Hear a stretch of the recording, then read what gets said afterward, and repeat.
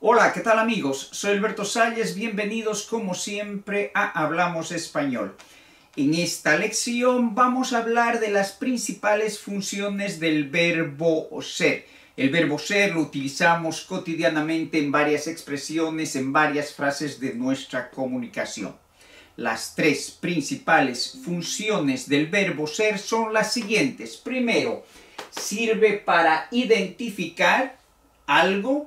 En segundo lugar, podemos decir que sirve para definir algo o cuando hablamos de algo por primera vez. Y en tercer lugar, para especificar de qué hablamos o cuando hablamos de algo ya conocido. Pero para identificar hay que utilizar la siguiente estructura: ser más un sustantivo. En cambio, para definir tenemos que utilizar ser más un artículo indeterminado, es decir, los artículos un, unos, una, unos. Y para especificar vamos a utilizar la estructura siguiente: ser más un artículo determinado.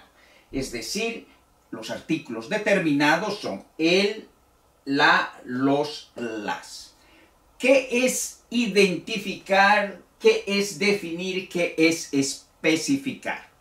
Primero, identificar es dar los rasgos que distinguen a una persona, a una cosa o a un objeto. En segundo lugar, si hablamos de definir, eso quiere decir que mostramos con exactitud la naturaleza de algo, de una cosa o de una persona. En tercer lugar, especificar significa mostrar las particularidades de algo, es decir, individualizar una cosa, un objeto, una persona. Esas son las diferencias entre identificar, definir y especificar. Ahora veamos esto en los ejemplos. Con los ejemplos, con las frases de comunicación, se va a mostrar mejor lo que queremos decir. Primero, identificar. Para identificar hemos dicho se usa la siguiente estructura: ser más un sustantivo. Aquí tenemos tres frases. Hola, soy Carlos, soy abogado. Y la otra frase es Samira, es profesora. Aquí tenemos los sustantivos: Carlos, abogado, Samira, un nombre o sustantivo, y profesora. Como ven, está soy Carlos, soy abogado, es Samira, es profesora. Esas tres frases están mostrando la identificación de la persona que habla. Hola, soy Carlos. Se está identificando, se está mostrando a sí mismo en sus rasgos principales. Yo soy Carlos. Soy abogado, el rasgo profesional. La tercera frase es Samira, es profesora. Estamos dando el rasgo también profesional. Esa es la identificación. Como vemos, estamos usando ser más un sustantivo. Los sustantivos, repito: Carlos, abogado, Samira y profesor. Seguidamente, para definir se usa la siguiente estructura: ser más un artículo indeterminado. Y aquí en los ejemplos tenemos: el gato es un animal doméstico. Los pájaros son unos animales que vuelan. Aquí estamos definiendo: es un animal doméstico, son unos animales que vuelan. Estamos dando con exactitud la naturaleza de estos animales. El gato es un animal doméstico. Los pájaros son unos animales que vuelan. Eso es con exactitud lo que estamos diciendo de estos sujetos. Entonces eso es definir. Y ahí vemos que hemos utilizado aquí en singular: es un gato, singular masculino. Y para los pájaros hemos utilizado el plural masculino del artículo indeterminado: son unos animales que vuelan. En tercer lugar, para especificar, vamos a utilizar la siguiente estructura: ser más un artículo determinado. Vamos a las frases. Carlos es el hermano de Ana. Y las siguientes dos frases, que es un diálogo.